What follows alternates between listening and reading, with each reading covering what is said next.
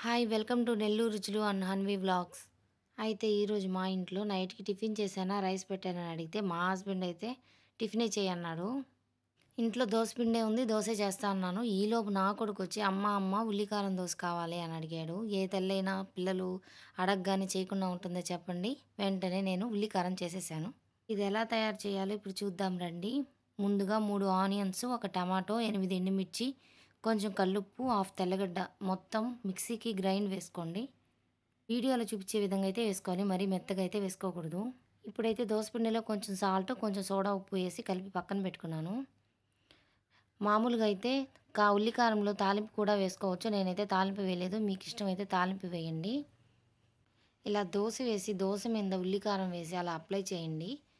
ఇలా అప్లై చేసిన వెంటనే ఆయిల్ కూడా వేసి బాగా దాన్ని కాల్చుకోవాలి. ఇలా కాలుతూ ఉన్నప్పుడే ఆ స్మెల్‌కే మనకి సగం కడుపు నిండిపోద్దండి. మీకెంతమందికి ఉల్లికారం అంటే ఇష్టమో కామెంట్ చేయండి. ఈ ఉల్లికారం నెల్లూరు సైడ్ వాళ్ళకి బాగా తెలిసి ఉంటదండి. ఈ ఉల్లికారం దోస అయితే ఒక్కసారి ట్రై చేసి చూడండి. మళ్ళీ మళ్ళీ తింటారు. ఈ ఉల్లికారం దోసనైతే పల్లీ చట్నీతో తింటే సూపర్. నా కొడుక్కయితే ఒకటి వేసి ఇచ్చేసాను. మా హస్బెండ్‌కి కూడా ఒకటి కావాలన్నారు. ఇంకోటి వేస్తున్నానండి. ఈ ఉల్లికారం దోస మీదే కొంచెం ఆనియన్ కూడా కట్ చేసి వేసుకుంటే ఇంకా అది వేరే టేస్ట్ అండి. ఇలా గూడా వేసుకోవచ్చు. మీకు ఈ వీడియో నచ్చినట్లయితే లైక్ చేయండి, షేర్ చేయండి, సబ్స్క్రైబ్ చేసుకోవడం మాత్రం మర్చిపోకండి. Thanks for watching.